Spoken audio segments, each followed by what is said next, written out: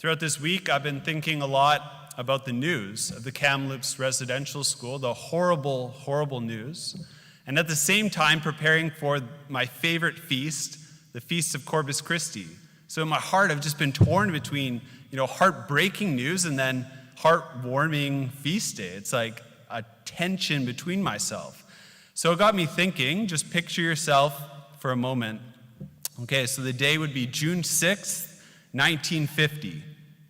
The Feast of Corpus Christi, June 6, 1950. And so on one side of the world, in Kamloops, imagine one of the nuns, she's just had the Feast of Corpus Christi, she receives Jesus in the Eucharist, and then she goes out to the residential school, and she implements this government colonialist policy and happens to do horrible things to some children. And one of the news stories I heard this week, the person said they felt like they were an animal locked up in a prison in that school.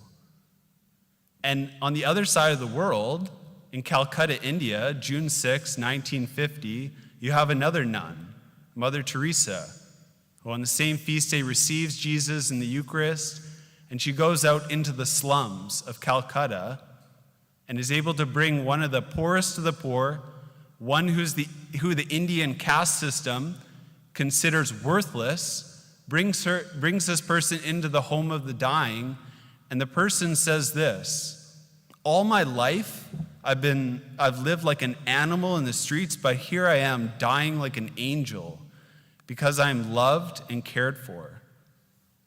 So what's the deal? Like, how can one person receive the Eucharist and do an act that's evil, and another person receive the Eucharist and do an act that is so good? What is wrong with this situation? Well, I'd like to teach you something about the Eucharist.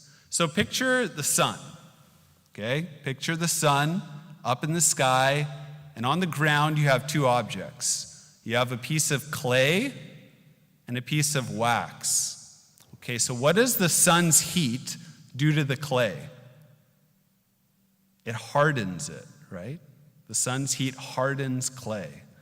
And the same sun, what does the sun's heat do to wax? It melts it, okay? So the same sun hardens clay and melts wax. The Eucharist is like the sun. In every consecrated host, it's Jesus 100% giving himself to us. Body, blood, soul, and divinity. 100%. But our hearts, the effect that the Eucharist has upon us in our hearts depends on where our hearts are at. Our hearts can be like clay, or they can be like wax. The Catechism says that the heart is the place of encounter with God. And so on one extreme, our hearts can be like clay. They can be hardened by sin. And so Jesus, the grace of the Eucharist given to that soul hardened by sin, a hardened heart like clay, it actually hardens the heart. It does no good effects to that soul. The same Eucharist given to another soul that has a heart like wax, that's soft, the grace of the Eucharist can do amazing things.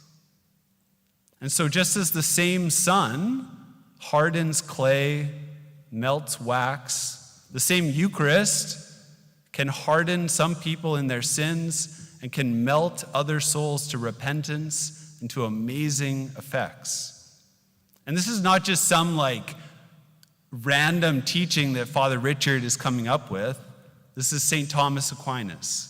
St. Thomas Aquinas says that a person receives the effect of this sacrament according to his condition. A person receives the effect of the Eucharist according to their condition. Aquinas says that in a false person, one whose heart does not desire union with Christ, the sacrament produces no effect. We heard in today's gospel that Jesus desires to give himself to us 100%. He desires a covenant. He desires the most intimate union ever. And if our hearts do not desire this and are not seeking it, they're like clay. They're hardened hearts. And so you receive the full Eucharist, and it produces no good effect whatsoever. St. Paul, in his first letter to the Corinthians, he takes it even further. He says that if you receive the Eucharist in an unworthy manner, you bring judgment and condemnation upon yourself. He says that. I remember the first time after university, I went to confession, and after unloading all of these mortal sins upon a priest, he says, "Have you received the Eucharist since your last confession?" And I said, "Of course. What's wrong?" He said, "You're not allowed to receive the Eucharist if you're in a state of mortal sin." I said, "I had no idea." Okay, after that confession, I felt my heart change from a piece of hardened clay to soft like wax. And I remember receiving the Eucharist that Sunday Mass, and it was like my heart melted. And that was a game changer for my whole life that led me on a path to you today. And so go back to that situation, June 6th, 1950, the Feast of Corpus Christi. We can maybe begin to understand how one person with a hardened heart can receive the Eucharist and do something bad, do something evil. Another person like Mother Teresa could receive the same Eucharist, same Jesus, and she could go out into the streets and do the most amazing charitable acts ever. And so although it would be so easy when we hear the news of Kamloops to just point a finger at other people, we know the classic saying, when you point one finger, 3 are pointing back to you.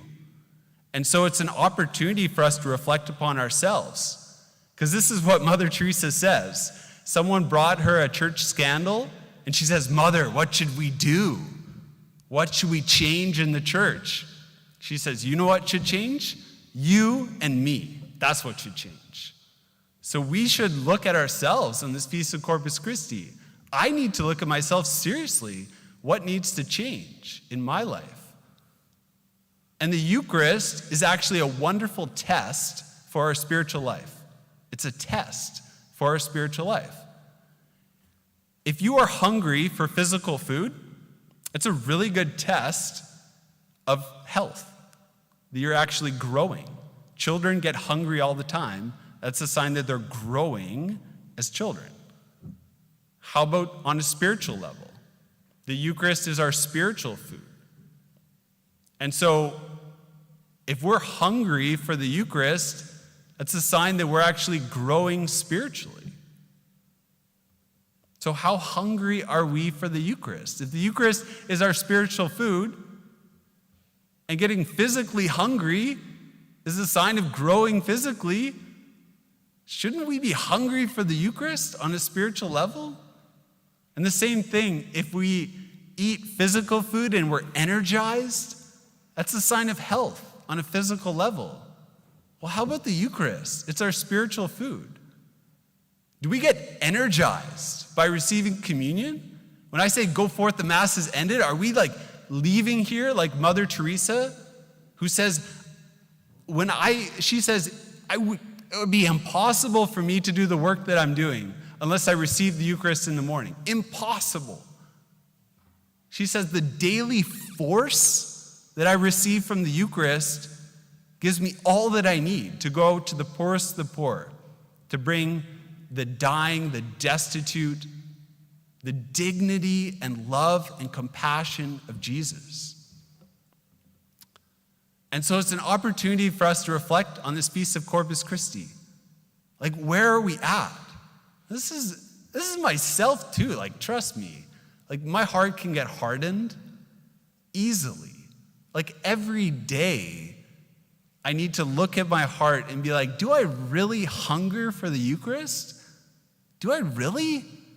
Am I really like spiritually energized after the Eucharist to go love the poorest of the poor? These are good questions for us to ask. This is not just maybe Father Richard being mean. It's like if you go to a doctor, you know, do you want the doctor to tell you the news that you're sick? Probably. Like I heard the joke, it's like someone said to the doctor, okay, doctor, how long can I keep ignoring the test results before it gets really bad? You know, it's like we need to have a real assessment of where we're at in the spiritual journey. Myself included. I am far from being Mother Teresa. But we can be inspired by the witness of the saints. We can look to a woman like Mother Teresa whose life is just so amazing. She's one of the most influential figures in the 20th century. And she said it would be impossible for her to do the work that she was doing without the Eucharist. So on this Feast of Corpus Christi, let's be inspired by the example of Mother Teresa. Take a serious look at ourselves so that we can change.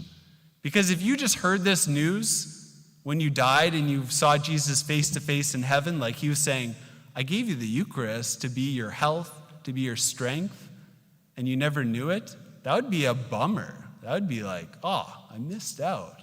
But the good news is each one of us that's hearing this, we're alive. And we have the opportunity to change our lives today.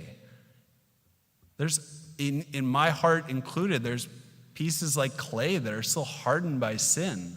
And I need to beg Jesus for a soft heart, to be melted by the presence of God. So that when I receive this Eucharist and I say, go forth, the Mass is ended, I'm actually energized by the Eucharist to go out and change the world like Mother Teresa.